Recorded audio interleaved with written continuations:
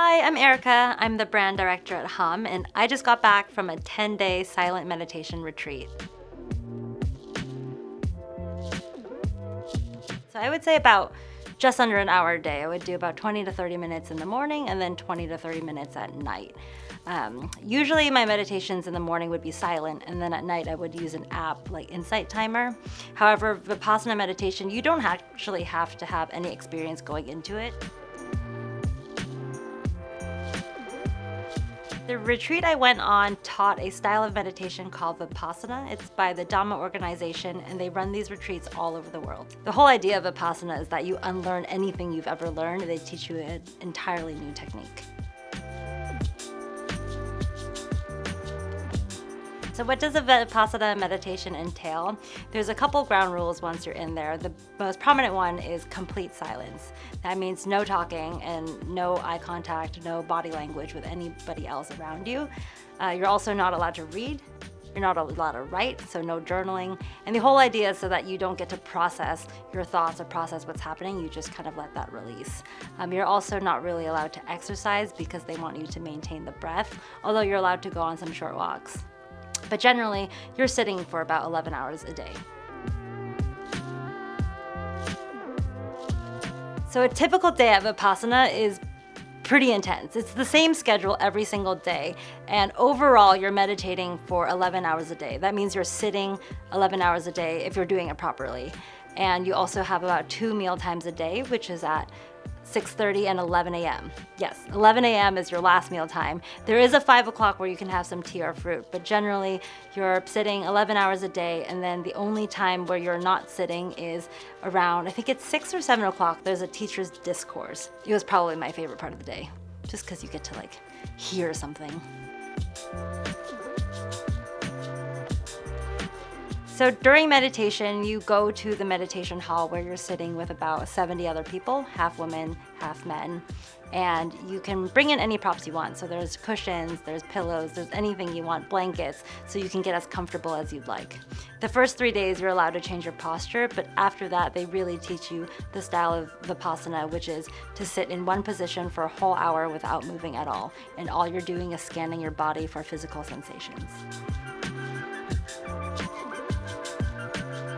The food was actually really good. I mean, if you eat plant-based food, like, you'll like it. It was all vegetarian style. So at 6:30, it was pretty simple. It was always oatmeal and fruit, and then there was also like a lot of different style breads and butters and jams. So it's pretty simple, but there's also like lots of teas. I became like a tea master. I would make like peach teas or peach chamomile. You can combine all these things, but yeah, generally pretty simple. Breakfast was the same every day.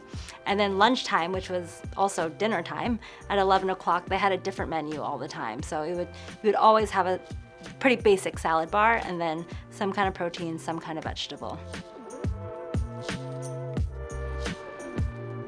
Surprisingly, the silence was the easiest part. Like, not talking to anybody was actually kind of okay. It was like, wow, this is really relaxing.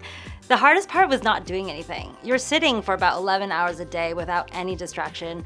I was really craving like some kind of stimulation. Like, I wanted to write something, I wanted to read something. I read like all of my like toothpaste and shampoo bottles like over and over. So I would say the hardest thing was really just sitting there and being with your thoughts and like facing everything that's really coming up, because day to day you're so distracted by everything and you don't even realize what's going on like inside. So when you're just sitting there and they're coming up, you're like, oh gosh, no, let me think about like something else. Let me think about work. So I would say that's the hardest part.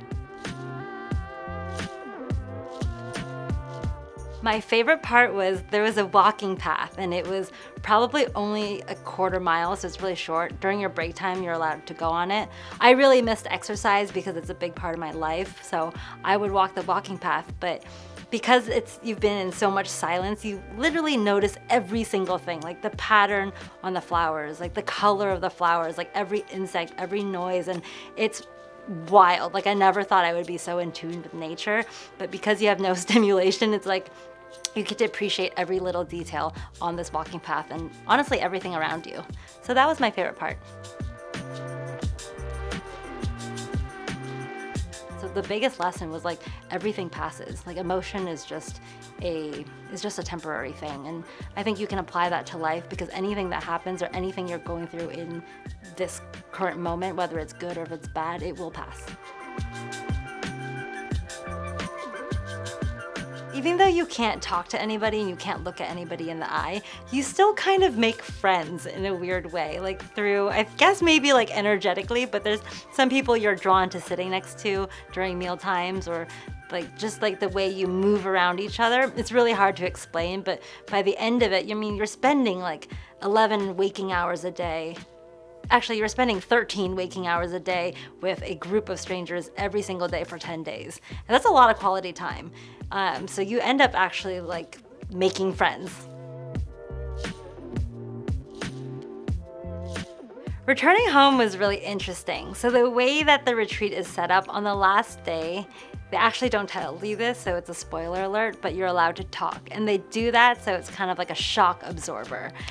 So it was a little bit more manageable, but coming home was definitely interesting. Like driving a car, touching a phone and looking at the screen was weird. Hearing people talk, and it was very, very overstimulating. But generally, like by the time I finished the retreat, I left with such an overwhelming amount of appreciation and gratefulness for every little thing, like every experience I've ever had in my life. So going home was really warming, and it was great. My advice for someone who is interested in attending is just do it.